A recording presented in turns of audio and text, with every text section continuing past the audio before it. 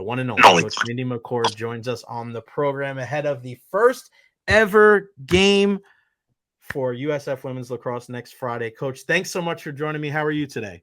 Great. How are you doing? Oh, I'm wonderful. I'm so happy and so grateful for your time. I remember when the announcement was made, and I was like, "Oh my God, this is so cool!" And it was almost when the announcement was initially made, you're like, "Wait a second, it's not even next year. Like it's a couple years down the road." I mean, how surreal is it to know that it's less? It's a week away. It's finally going to be here next Friday, Corbett Stadium against Kennesaw State. Are you in touch with that yet? That it's like right around the corner? I think surreal is the perfect word. When you're like, wow, I'm going on year 3 and we haven't played a game yet. It's like, wow, there's so much time. And now all of a sudden I see the ticker on the boards count down each day. And I'm like, whoa, we need more time. Um, but I think it's just because we're so excited and everyone's just anticipating this opportunity to create a historic moment in USF history. The 28 years and adding a women's sport. And we get to hit that moment in history for this university, for this athletics program, and for our alumni down the road to be able to come back and say, we started this program from scratch and we're creating a legacy here for a long time to come. Coach, what was the biggest draw here to Tampa and USF?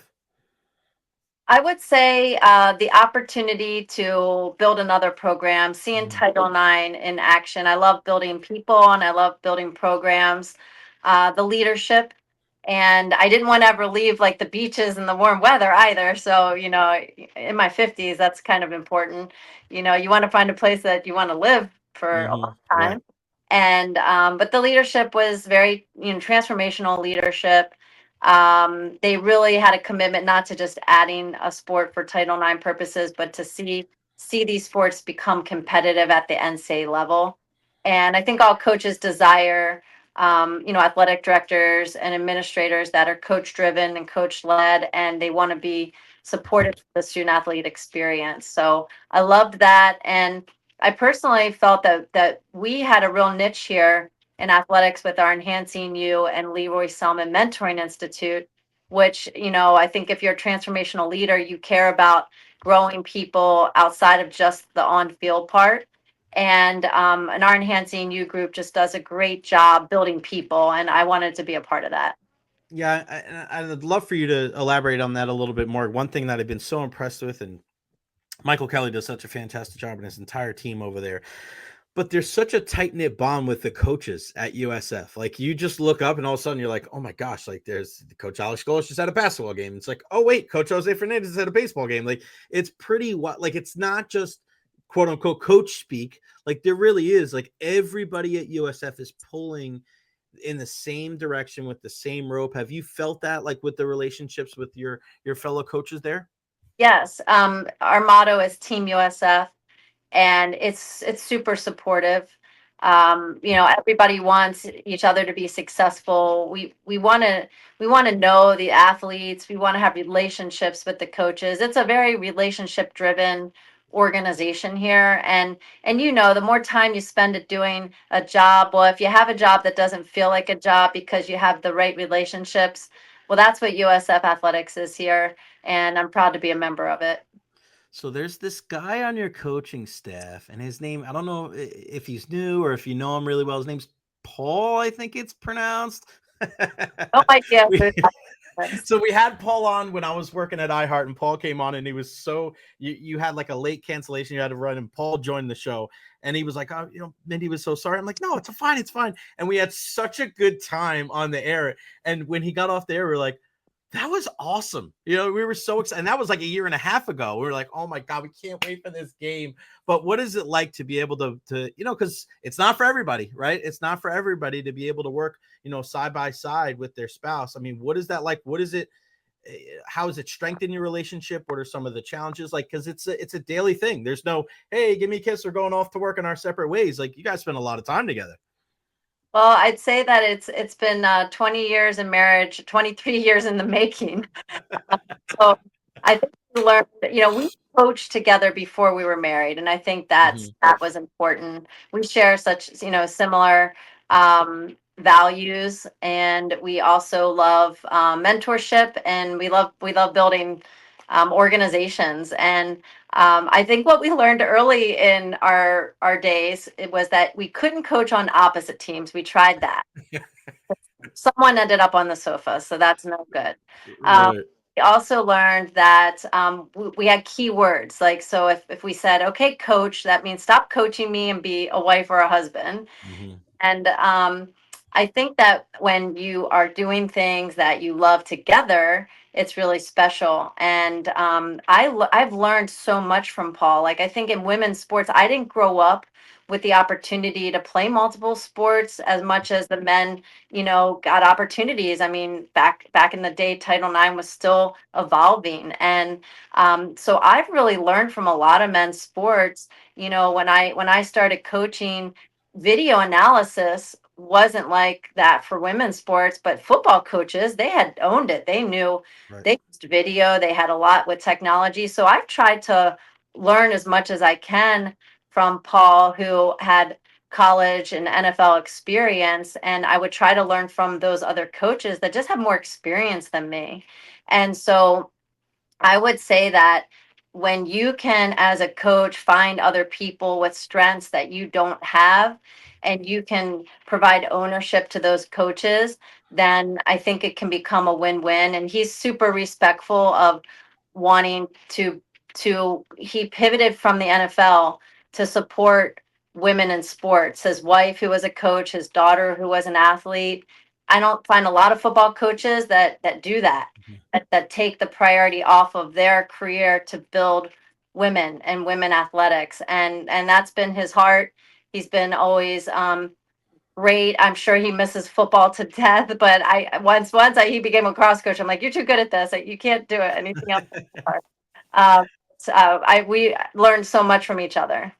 Yeah, it's a great story, and you could tell. I mean, that's a you want to talk about a labor of love. I mean, that's really it's so commendable, and you could tell like he's not just doing it because he loves you. He loves it too. I mean, you could tell, you can watch, like you can hear it in his voice too, and he's grown into this game, which is a beautiful thing to see.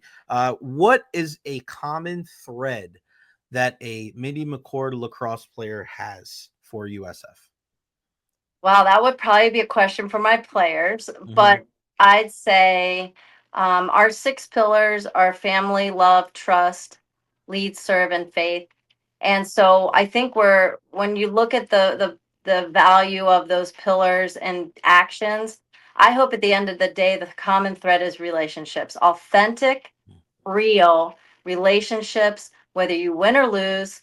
It's how you do it together, and that it's a process. I think it's so easy for people who haven't coached or been athletes to say win, win, win.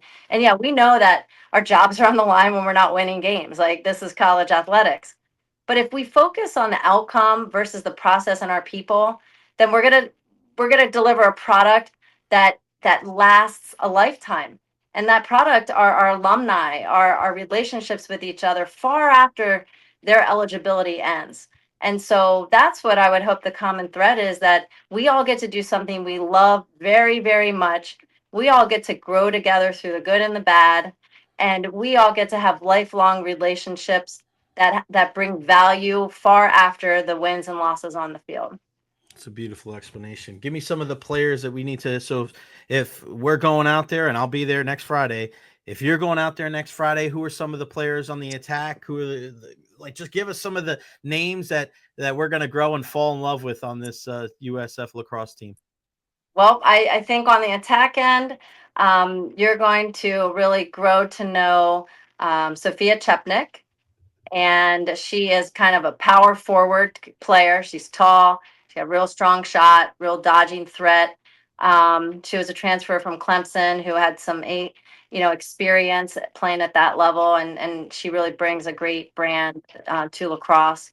You're gonna find Juliana George. She is a low attacker, because we can play behind the net, unlike Hmm. ball. Yeah. She really can work the field behind the net. I call her the ankle breaker because Oh. ties defenders up into the cage a lot with her moves. Very, very quick. Um, when you see our midfielders, you're going to see a lot of speed.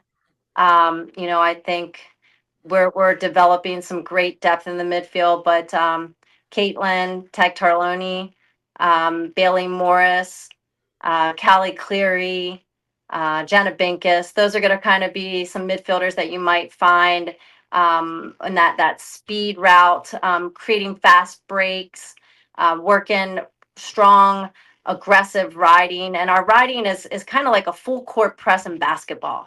Nice. So I think you'll see a lot of aggressive defense. On the defensive end, we have Paige Pagano, and she's a fifth year transfer, has a lot of NCAA experience in the cage. We have a great group of defenders. Ansley Noor was one of the conference preseason all conference players. She's a very fierce defender, very physical, from Atlanta. I think you'll see a really good brand of defense from her. And we're a true team. I always tell them that your teammates make you look good, and that's how you're productive. And when you play together, one person puts the ball in the net, but six others were the cohesive unit that led to that. And that, I think that's what you're going to see. You're going to find, statistically speaking, that it's not just three or four, that there's a group of people that are, and that's what will eventually make us unscoutable. I love that. Yeah, the balance, right? And then you kind of disperse the scoring through everybody, so people aren't just keying in on that one attacker that you have. What is the goal for the team this year? I mean, do you talk about winning conference? Do you talk like where, because it is like you're embarking on something that's completely new for everybody here in the Tampa Bay area. You're going to have people out there at Corbett Stadium next Friday that have never watched a lacrosse game in person before. It's exciting. But your message to the team as far as your goals, is it just, hey, look, take it one day at a time? Do you have lofty aspirations? What are those messages? You have to take it one game at a time. If you're looking in the rearview mirror, it's a mistake. If you're looking too far ahead, it's a mistake. You have to be present, take one game at a time, and learn and grow. We break our season up into quarters so that we can focus on what our objectives are in each quarter as we build a program. And I think that helps to compartmentalize the season so it's not so big. And obviously at the end, when you get to fourth quarter, which is your conference tournament, you want to be one of the top four teams that have an opportunity to compete in the postseason. And if you focus on that now, then you're not going to build the team the way you need to be ready for that time. So I think we have a good process in place, and we just have to work our process, and we have to love our people, and we have to do it together, because that's our theme. Coach, before I let you go, give for those people that are they're hopping on a new sport for the first time. What are some of kind of like, I don't want to say like you have the old like yellow books like Lacrosse for Dummies kind of thing, like just what some of the give just a couple of things for people that are going to go for the first time, because that's my thing here on the J Red, and you can see it with my background. Like I talk about legitimately every sport when we're going to the depths of WWE and UFC and like soccer, lacrosse, football, baseball, basketball, hockey. It don't matter. If it's something going on in the Tampa Bay area or in the country or in the world, we're talking about it here. But I always look at not just entertainment, but also education and information as well. And I think that's one of the keys, is not just having people that have a lacrosse background, but people that are, hey, my interest is piqued. Next Friday night, I want to go to this game, but I may not know, just I think the ground level of the rules. So what are just some of the like, just kind of like the basic things that you could tell to somebody that like, hey, this is going to help you follow along with the game a little bit easier next Friday? Well, first off, why they do want to come and be interested is because it cross relates so many sports. Right. From your soccer to your basketball to your hockey. So the other thing is it's such a very high scoring sport relative. You have a shot clock. So that makes it very fun. And I think when you think about rules, our rules can sometimes impede understanding the game. So what I would say for our fans coming to a game is that when the 8-meter arc. We have an 8-meter and a 12-meter arc. When that's cleared, that's a major foul has occurred, and you get a free shot on goal. A lot of people don't understand what are they doing? Why are they taking everybody out of here? That's like a major foul. It's it's like a free throw, right? You get cleared out and you get a free shot on goal. Another important stat to know, because this can be confusing, is that between the restraining lines, so if you have a 120-yard field by 65 wide, there's 2 lines, we call them restraining lines. And in between those restraining lines, if you foul, you get a green card. So you go man down. Ooh.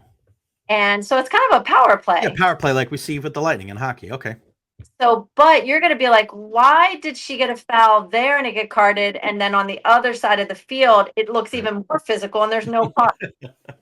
So you Okay. don't understand always the cards, but just when you see that official going like this, you can bet that somebody's getting a card, and now it's a man up, man down situation for a certain period of time. And I think that helps people just to understand the flow of the game. But we have a shot clock, and you have to get a shot off within that amount of time. Now, here's one that people don't realize.